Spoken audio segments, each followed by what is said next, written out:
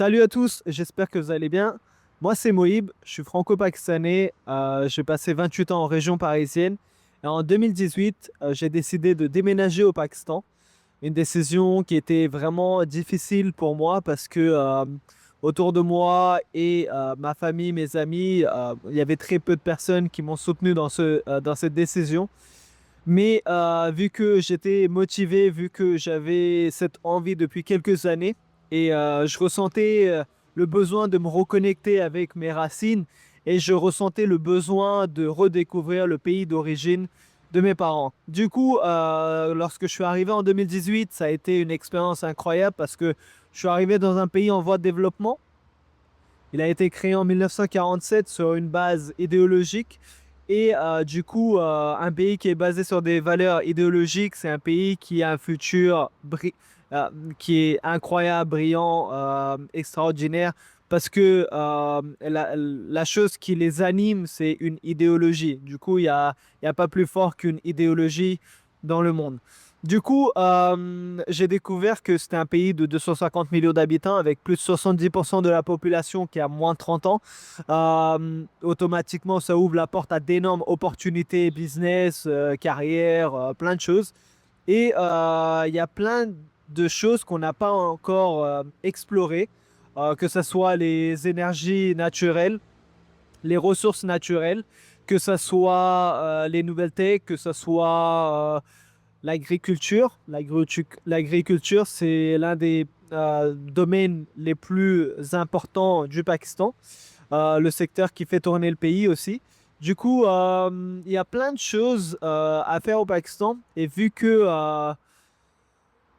c'est un pays qui a souvent été instable par rapport à la politique et par rapport à tout ce qui se passait dans les gouvernements, bah, finalement, on se rend compte que il suffit de quelques changements pour rendre ce pays incroyable et d'en faire vraiment euh, un endroit où il fait vraiment bon y vivre.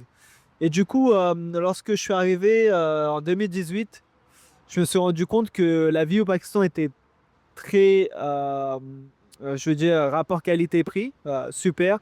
Je veux dire, on vit très très bien au Pakistan. Je vous donne un exemple. Par exemple, avec 2000 euros, vous vivez super bien. Vous vivez comme un roi au Pakistan. Parce que vous avez une femme de ménage, vous avez un chauffeur, vous avez quelqu'un qui vous fait à manger, vous avez un coach sportif, euh, et vous avez accès à plein de choses que bien sûr, il y a des gens qui n'ont pas accès.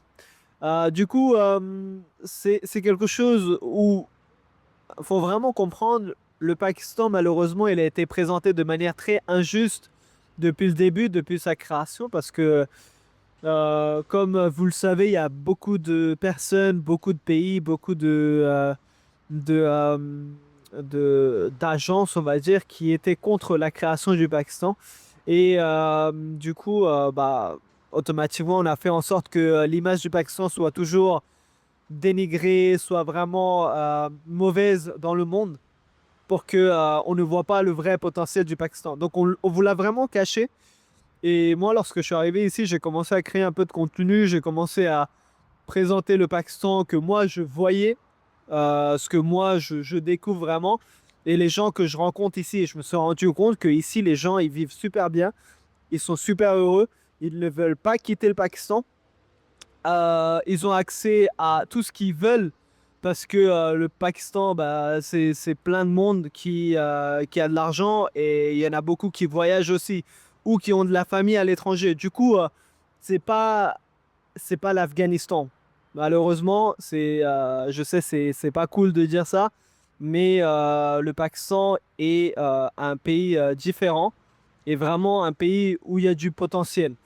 Et franchement, ça reste l'un des pays musulmans les plus forts dans le monde musulman. Du coup, je pense que le Pakistan jouera un rôle important dans les années à venir.